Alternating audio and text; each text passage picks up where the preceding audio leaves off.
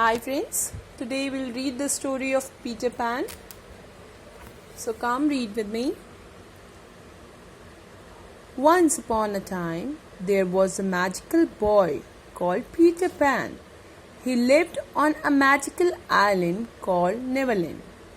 Every night, he used to fly with his fairy friends, Tinker Bell, to the house of Darling family in London.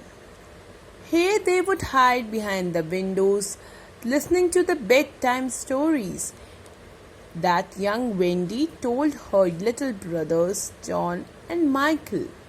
One night, Peter's shadow came off when Wendy woke up and saw Peter trying to catch it. She offered to sew it back. Then Peter Pan got an idea and exclaimed, "Come, hold my hand. Follow me to Neverland. Every night you could tell us your bedtime stories. My friend, the Lost Boys, would be very happy." "I can't leave my brothers," Wendy answered. "You can all come. Here you need a little fairy dust," continued Peter Pan, gesturing to Tinker Bell to sprinkle some of her magic dust on Wendy and her brothers. "And some happy thoughts," added Peter Pan. Then what happened? Let's see. With the magic of the fairy dust and the power of their happy thoughts, Wendy, John, and Michael took off into the air behind the Peter Pan and Tinker Bell. Flying over the town, they could see houses, gardens, parks, and monuments from above. It was a breathtaking view, an unforgettable experience. "It's fantastic!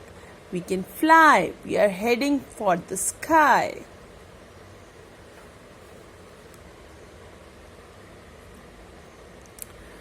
Following the night stars, eventually the child approached an island and Peter announced, "Here it is, Neverland. Can you see the Neverwoods? Over there is a mermaid's lagoon, and a little further on you can see the Indian camp. But watch out, keep well away from the ship moored in the bay because it's the pirate ship.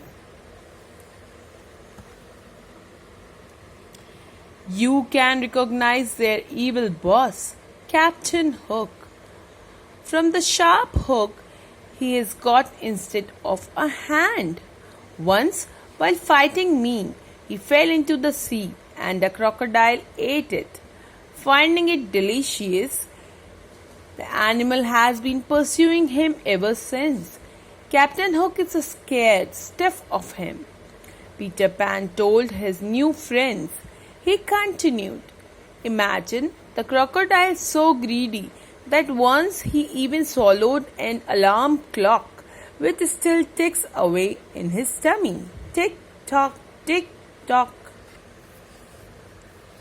Finally, the children reached a large tree which could be entered through a secret passage.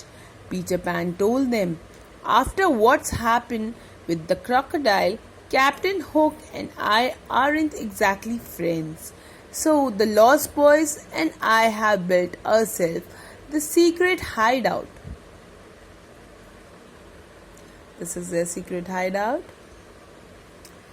The Darling children quickly settled into the new home. They spent their days playing together and exploring Neverland.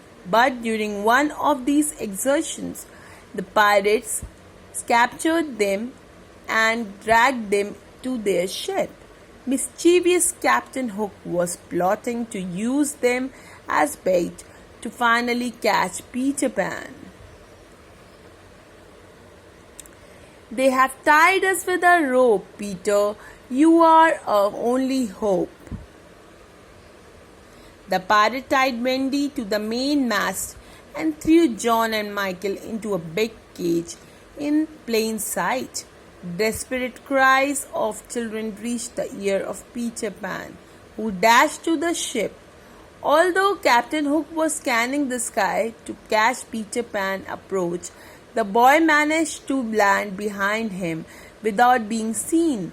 Peter immediately untied Wendy and opened the cage when John and Michael were trapped.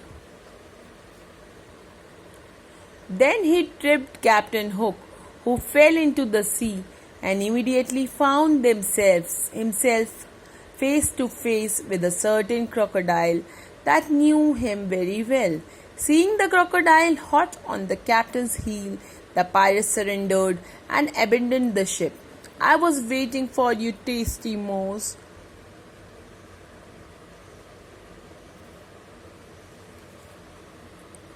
After spending such a long time on the island, Wendy, John, and Michael had begun to miss their mom and dad. So, Peter decided to take them home on board the pirate ship. Happy and grateful, the children thanked their friend and said, "We will miss you, Peter Pan. Come back soon." That's the end of the story. Thank you.